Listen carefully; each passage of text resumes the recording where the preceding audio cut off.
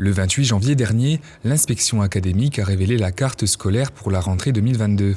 À cette occasion, de nombreuses fermetures de classes ont été annoncées dans différentes écoles primaires et maternelles en Haute-Marne. Nous avons annoncé, après le CTSD, un certain nombre de mesures de fermeture de classe, 19 mesures de fermeture de classe, qui concernent à la fois des écoles qui, de par leur isolement, seraient amenées à se transformer en école à une classe notamment.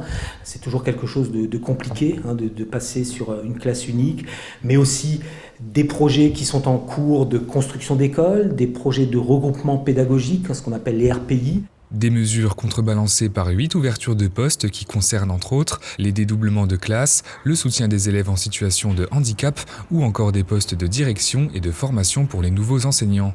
Malgré cela, des organisations syndicales ont voté contre ces propositions et déplorent un démantèlement des écoles. On trouve qu'il y a beaucoup de fermetures. S'il y a des écoles qui ferment dans certains villages, après ce sont des kilomètres à parcourir pour les enfants. Et pour les enseignants, au niveau conditions de travail, c'est compliqué, ils se retrouvent isolés aussi. Dès qu'il y a une fermeture de classe, souvent sur les petits postes, on se retrouve avec des doubles, des triples, voire quadruples niveaux. L'année prochaine, on craint vraiment plus de fermetures.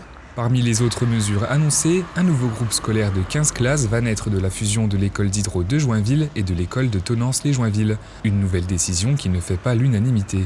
Il y a une offre scolaire qui sera de qualité, il y aura une décharge de direction à temps complet.